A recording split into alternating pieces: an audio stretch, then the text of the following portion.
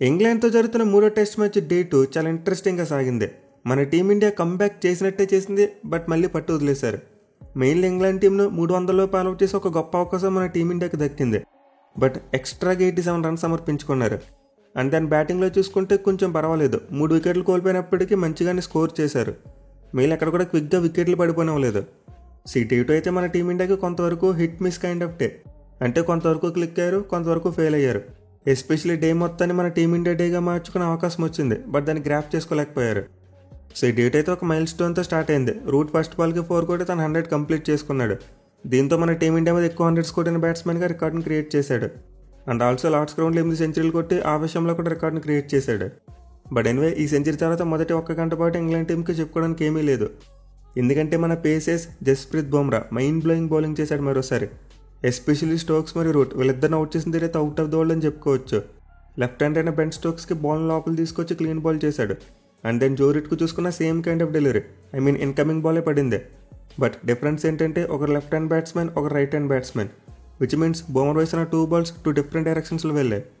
So నిజంగా పెద్దగా స్వింగీ conditions లేని చోట ఈ విధంగా బాల్ 2 వైపులా మూవ్ చేయడం మామూలు విషయం కాదు. ఈ పిచ్ మీద బాల్ పడిన తర్వాత స్లైట్గా మూవ్మెంట్ లభిస్తుంది, కానీ ఇన్ ది ఎయిర్ చూసుకుంటే ఎలాంటి మూవ్మెంట్ లేదు. బట్ స్టిల్ బుమ్రా యాంగిల్స్ను బాగా యూజ్ చేసుకుంటున్నాడు. అట్ ది సేమ్ టైం ఆ సీమ్ పొజిషన్ చూసుకుని అద్భుతంగా పెడుతున్నాడు. ఈవెన్ ఆ తర్వాత కూడా వెంటనే క్రిస్ వోక్స్ ఒక మంచి బాల్ వేయడం చూసాం.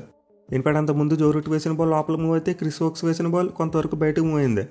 అయితే వికెట్ విషయంలో బౌలర్కి కానీ వికెట్ కీపర్కి కానీ ఎలాంటి కాన్ఫిడెన్స్ లేదు.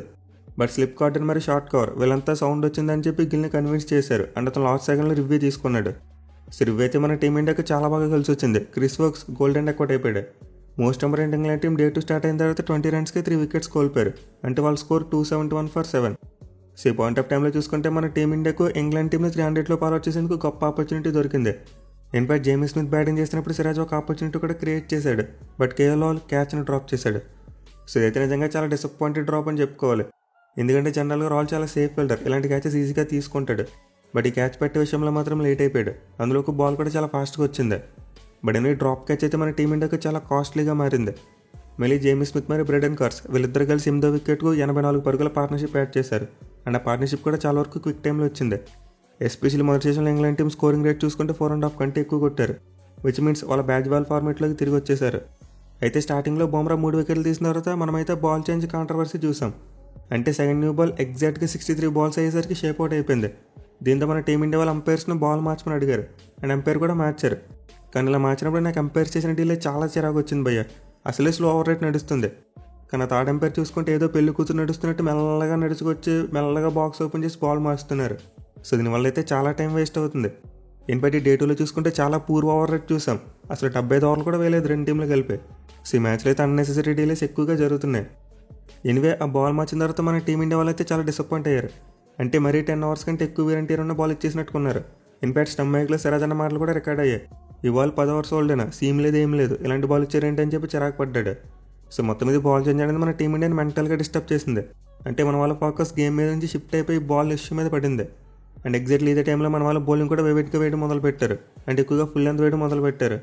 అండ్ ఆల్సో మన వాళ్ళ మైండ్ సెట్ అండ్ అప్రోచ్ కూడా డిఫరెంట్గా అనిపించింది. అంటే ఎంతసేపు జేమీ స్మిత్కి సింగిల్ ఇచ్చి సౌత్ ల్యాండ్లో ఉన్న బ్రెడెన్ కార్స్ని అవుట్ చేయడానికి ట్రై చేశారు. సో అయితే నాకు కొంతవరకు పూర్ స్ట్రాటజీ అని అనిపించింది. ఎందుకంటే బ్రెడెన్ కార్స్ ఏమీ టైల్ ఎంటర్ కాదు, అతను కూడా బ్యాటింగ్ చేయగలడు. దీంతో మన వాళ్ళు 2 ఎండ్స్ నుంచి వికెట్స్ తీసే ప్రయత్నం చేయాలి, కానీ ఒక ఎండ్లో రన్స్ ధారాళంగా ఇచ్చేశారు. సో మొదటి 1 గంట పాటు చాలా మంచిగా ఆడిన మన వాళ్ళు ఆ తర్వాత 1 గంట మాత్రం అన్యూజువల్గా కనిపించారు. ఇన్ఫాక్ట్ మళ్ళీ ఒక 7 అవర్స్ తర్వాత మరో బాల్ చేంజ్ చూసాం. అండ్ ఈసారి బాల్ చేంజ్ మాత్రం మంచిగా అనిపించింది. సెకండ్ బాల్ చేంజ్ తర్వాత గిల్ కాస్త హ్యాపీగా కనిపించాడు. ఎనివే ఈ బాల్ చేంజెస్ కారణంగా డిస్ట్రాక్ట్ అయిన మన టీమిండియా లంచ్ బ్రేక్ తర్వాత మాత్రం మంచిగానే కంబ్యాక్ చేశారు. వచ్చే రాగానే డేంజరస్ జేమీ స్మిత్ వికెట్ని సిరాజ్ తీసుకున్నాడు. అండ్ దెన్ బుమ్రా జాఫ్రాచన్ అవుట్ చేశాడు. అలాగే చివరిలో సిరాజ్ బ్రెడెన్ కార్స్ వికెట్ తీశాడు. సో మధ్యలో చూసుకుంటే ఒక 32 రన్స్ వరకు పోయాయి. మెయిన్లీ బ్రెడెన్ కార్స్ అటాకింగ్ బ్యాటింగ్ చేయడం చూసాం. లాస్ట్ వికెట్కి వచ్చేసరికి కొట్టడం మొదలుపెట్టాడు. అట్ ది సేమ్ టైం ఈ పాసేజ్ ఆఫ్ టైంలో కొన్ని బెజార్ మూమెంట్స్ చూసాం. అంటే బ్రెడెన్ కార్స్ తను 50 కంప్లీట్ చేయడానికి కొట్టిన షాట్ క్లియర్గా 6 వెళ్ళింది, కానీ అంపైర్ దాన్ని 4 ఇచ్చాడు. అండ్ నెక్స్ట్ ఓవర్లో కామెంటేటర్స్ క్రిటిసైజ్ చేస్తే ఆ తర్వాత స్కోర్ బోర్డు మార్చారు.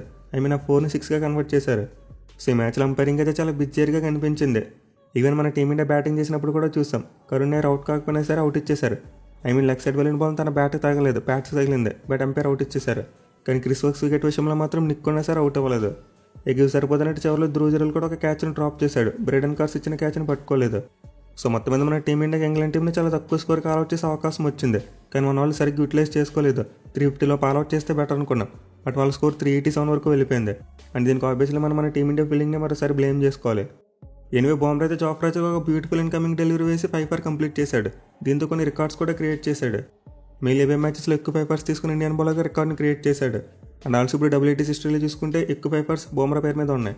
అంటే 2019 సంవత్సరం నుంచి ఎక్కువ 5 ఫర్స్ తీసిన బౌలర్ మన జస్ప్రీత్ బుమ్రా. సో బుమ్రా అయితే బాల్తో తను చేయవలసిన పని తను చేసుకు వెళ్ళిపోయాడు. కానీ ఎదురులో చూసుకుంటే అంత కట్టుదట్టమైన బౌలింగ్ రాలేదు. At the same time fielding కూడా అంత కలిసి రాలేదు. దీనివల్ల మన టీమిండియా అనుకున్న దానికంటే ఒక 70 to 80 రన్స్ ఎక్కువ ఇచ్చారని చెప్పుకోవాలి. ఇక మన వాళ్ళ బ్యాటింగ్ విషయానికి వస్తే జైస్వాల్ గట్టిగానే స్టార్ట్ చేశాడు. ఫస్ట్ ఓవర్లోనే 3 బౌండరీస్ కొట్టాడు. బట్ ఆ తర్వాత జోఫ్రా ఆర్చర్ పేస్ చూసాం, మామూలుగా వెళ్ళలేదు. ఇన్ఫాక్ట్ తన స్పెల్ ఒక బాల్ అయితే 151 టచ్ చేసింది. సో ఆర్చర్ అయితే అద్భుతమైన పేస్తో బౌలింగ్ చేశాడు. అట్ ది సేమ్ టైం మంచి లైన్ అండ్ లెంత్ కూడా పెట్టాడు. ఇన్ఫాక్ట్ జైస్వాల్ వీక్నెస్ను బాగా ఎక్స్ప్లాయిట్ చేశాడు. సో జోఫ్రా ఆర్చర్ అయితే లెగ్ స్టంప్ దగ్గర నుండి బయటకు మూవ్ అయ్యి ఒక బ్యూటిఫుల్ బాల్ వేశాడు. అండ్ జైస్వాల్ దానికి డిసీవ్ అయిపోయాడు. ఎస్పెషల్లీ ఇలాంటి లెగ్ స్టంప్ మీద ఉండే బాల్స్ ఆడడంలో వీక్నెస్ ఉంది. బట్ ఎనివే ఈ వికెట్ పడిన తర్వాత ఒక మంచి పార్ట్నర్షిప్ అయితే చూసాం. కేఎల్ మరియు కరుణ్ ఇద్దరు కలిసి టీ బ్రేక్ టైంకి మరో వికెట్ పడకుండా చూసుకున్నారు. At the same time second వికెట్కు 61 రన్స్ యాడ్ చేశారు. సో ఇద్దరు పార్ట్నర్షిప్లో చూసుకుంటే కరుణ్ మంచి స్కోరింగ్ రేట్తోనే కొట్టాడు. ఆ ఫౌలర్ లెంత్ వేసిన ప్రతిసారి కూడా బౌండరీస్ అయితే కొట్టాడు. వేరే కేఎల్ వాళ్ళు చూసుకుంటే కంప్లీట్లీ డిఫెన్సివ్ మోడ్లో ఆడాడు. బట్ ఎనివే కరుణ్ దరిద్రం ఏంటంటే మరోసారి తనకు వచ్చిన స్టార్ట్ని కన్వర్ట్ చేయలేకపోయాడు. 62 బంతులు 40 పరుగులు చేసి అవుట్ అయిపోయాడు. అంటే తన ఒకటైన విధానం చూసుకుంటే ఎగ్జాక్ట్లీ ప్రీవియస్ మ్యాచెస్లో ఉన్నట్టు ఉంది. అంటే మరోసారి అవుట్ సైడ్ ఆఫ్ స్టంప్ బాల్కే పడిపోయాడు. సో బెన్ స్టోక్స్ అయితే నిజంగా చాలా మంచి బాల్ వేశాడు. అయితే బాల్ కంటే జో రూట్ పట్టిన క్యాచ్కి ఎక్కువ క్రెడిట్ ఇవ్వాలి. నిజంగా తన లెఫ్ట్ సైడ్కి డైవ్ చేస్తే ఒంటి చేత్తో అలాంటి క్యాచ్ పడడం అంటే మామూలు విషయం కాదు. చాలా క్విక్ రిఫ్లెక్సెస్ ఉండాలి. మళ్ళీ జో రూట్ ఈ క్యాచ్ ద్వారా ఒక రికార్డ్ని క్రియేట్ చేశాడు. టెస్ట్ ఫార్మేట్లో ఎక్కువ క్యాచ్లు పట్టిన ఫీల్డర్గా చరిత్రకి ఎక్కాడు. సో జో రూట్ అయితే పిక్వేలో ఒక అద్భుతమైన క్యాచ్ పట్టి రికార్డ్ని బ్రేక్ చేశాడు. అండ్ దెన్ ఆ తర్వాత చూసుకుంటే మన టీమిండియా స్కోరింగ్ రేట్ మరీ స్లో అయిపోయింది. మెయిన్లీ శుభ్మన్ గిల్ తన నేచర్కు తగ్గట్టు రివర్స్లో ఆడాడు. అంటే స్టార్టింగ్లో కొన్ని బాల్స్ తీసుకుంటాడు, బట్ ఈ మ్యాచ్లో మాత్రం కంప్లీట్లీ డిఫెన్సివ్ మోడ్లో కనిపించాడు. అసలు అక్కడ కూడా బౌలర్స్ని కౌంటర్ చేసి ఆడదామనే మైండ్ సెట్ కనిపించలేదు. ఇన్ఫాక్ట్ 2 ends నుంచి కూడా డిఫెన్సివ్ బ్యాటింగ్ వచ్చింది. ఒకవైపు రాహుల్ ఇటు తిరిగి క్రీజ్లో పాతికిపోయి ఆడుతున్నాడు. దీంతో శుభ్మన్ గిల్ కాస్త ప్రొయాక్టివ్ బ్యాటింగ్ చేసి ఉంటే బాగుండేది. మిగతా తన డిఫెన్సివ్ బ్యాటింగ్ కారణంగా ఇంగ్లాండ్ టీం అతని మీద ఒత్తిడి పెట్టారు. కేపర్ని పైకి తీసుకువచ్చి ఆడవడంతా చేశారు. అయితే నిజానికి ఇదైతే ఇంగ్లాండ్ వాళ్ళు పెట్టిన మంచి ట్రాప్ అని చెప్పుకోవచ్చు. అంత ముందు వరకు చూసుకుంటే శుభ్మన్ గిల్ క్రీజ్ బయట ఆడేవాడు. బట్ ఎప్పుడైతే వికెట్ కీపర్ని పైకి తీసుకొచ్చారో శుభ్మన్ గిల్ ఫోర్స్ఫుల్గా వెనక్కి వెళ్లాల్సి వచ్చింది. అయితే ఈ టైంలో క్రిస్ వోక్స్ మంచి అవుట్ గోయింగ్ బాల్ని ప్రొడ్యూస్ చేశాడు. అండ్ జేమీ స్మిత్ చూసుకుని ఒక ఎక్సలెంట్ క్యాచ్ పట్టుకున్నాడు. సో మొత్తం మీద ఇంగ్లాండ్ టీం అయితే మంచి ప్లాన్తో శుభ్మన్ గిల్ వికెట్ తీసుకున్నారు. మెయిల్ ఇంగ్లాండ్కి మనకి మరోసారి ఆ ఫీల్డింగ్ డిఫరెన్స్గా కనిపించింది. వాళ్ళకి వచ్చిన 3 క్యాచ్లు కూడా అద్భుతంగా పట్టుకున్నారు. కానీ మన టీమిండియా చూసుకుంటే డే 2లో కొన్ని క్యాచెస్ డ్రాప్ చేశారు. ఎనివే మన టీమిండియా అయితే డేను కొంతవరకు మెరుగైన పొజిషన్లో ఎండ్ చేశారని చెప్పుకోవచ్చు. అంటే 107 పరుగులుగా 3 వికెట్లు కోల్పోయినప్పటికీ ఆ తర్వాత పంత్ కేఎల్ జాగ్రత్తగా డేని ఫినిష్ చేశారు. ఎస్పెషల్లీ రిషబ్ పంత్ ధైర్యానికి మనం చాలా మెచ్చుకోవాలి. ఎందుకంటే అతని చేతి కోరికైన గాయం ఇంకా తగ్గట్లేదు. అయినా కానీ బ్యాటింగ్ వచ్చేసాడు అండ్ పెయిన్తో ఆడడం చూసాం. సో నిజానికి పంత్కి అయితే రెస్ట్ తీసుకునే ఛాన్స్ ఉంది. డే ఎండ్ అవ్వడానికి మరీ ఎక్కువగా ఓవర్స్ లేవు. దీంతో నెంబర్ 5లో జడేజా బ్యాటింగ్ వచ్చినట్టే రిషబ్ పంత్ ఓవర్ నైట్ అంతా రెస్ట్ తీసుకునేవాడు. కానీ తను మాత్రం గాయాన్ని లెక్క చేయకుండా నెంబర్ 5లోనే బ్యాటింగ్ వచ్చాడు. అండ్ మోస్ట్ ఇంపార్టెంట్లీ వికెట్ పడవకుండా డేని ఫినిష్ చేయగలిగాడు. సో ప్రస్తుతానికి అయితే కేవలం చాలా మంచి టెక్నిక్తో బ్యాటింగ్ చేస్తున్నాడు. 50 కంప్లీట్ చేస్తాడు. ఎందుకంటే తను లాస్ట్ టైం లార్డ్స్లో మ్యాచ్ ఆడుతున్నప్పుడు సెంచరీ కూడా కొట్టాడు. దీంతో డే 3లో రాహుల్ మీద మన టీమిండియా గట్టిగా నాసలు పెట్టుకుంటుంది. మళ్ళీ మన వాళ్ళ బ్యాటింగ్ అప్రోచ్ నెక్స్ట్ 40 ఓవర్స్ కొంచెం మారాలి. అంటే బాల్ ఆల్రెడీ ఓల్డ్ అయింది. దీంతో నెక్స్ట్ న్యూ బాల్ వచ్చేసరికి మన వాళ్ళు కాస్త ఎక్కువ రన్స్ కొడితే బెటర్. ఇన్ఫాక్ట్ ప్రజెంట్ మన వాళ్ళు 242 పరుగులు వెనకబడి ఉన్నారు. దీంతో సెకండ్ న్యూ బాల్ వచ్చేసరికి దాన్ని ఒక 70-60 పరుగులు లోపు తెచ్చుకుంటే చాలా బాగుంటుంది. బట్ ఎనివే పిచ్ చూసుకుంటే మాత్రం మెల్లగా బౌలర్స్ వైపు మారుతున్నట్టు ఆల్రెడీ కనిపిస్తుంది. డే 1లో చూసుకుంటే 4 వికెట్లే పడ్డాయి, కానీ డే 2లో మాత్రం 10 వికెట్లు పడ్డాయి. దీంతో డే 3లో మన టీమిండియా బ్యాట్స్మెన్ చాలా జాగ్రత్తగా ఆడాలి. ఎస్పెషల్లీ ముందు చెప్పినట్టు రాహుల్ చాలా కీలకంగా మారిపోతున్నాడు. అది నేను ఒక లాంగ్ ఇన్నింగ్స్ ఆడి అతని చుట్టూ మిగతా బ్యాట్స్మెన్ గట్టిగా ఆడితే మన టీమిండియా ఈజీగా ఇంగ్లాండ్ స్కోర్ని దాటేయచ్చు. మెయిన్లీ మన వాళ్ళకి ఒక పెద్ద పార్ట్నర్షిప్ కావాలి. అట్లీస్ట్ ఒకే ఒక్క 150 పార్ట్నర్షిప్ వచ్చినా సరే ఈజీగా ఇంగ్లాండ్ టీం యొక్క లీడ్ని తగ్గించుకోవచ్చు. సో డే 3లో మన వాళ్ళ బ్యాటింగ్ గేమ్ యొక్క పొజిషన్ డిసైడ్ చేయబోతుంది. అంటే ఈ మ్యాచ్ మన టీమిండియా వైపుకి వస్తుందా లేకపోతే ఇంగ్లాండ్ వైపుకి వెళ్తుంది అనేది ఈ డే 3లో డిసైడ్ అయిపోద్ది.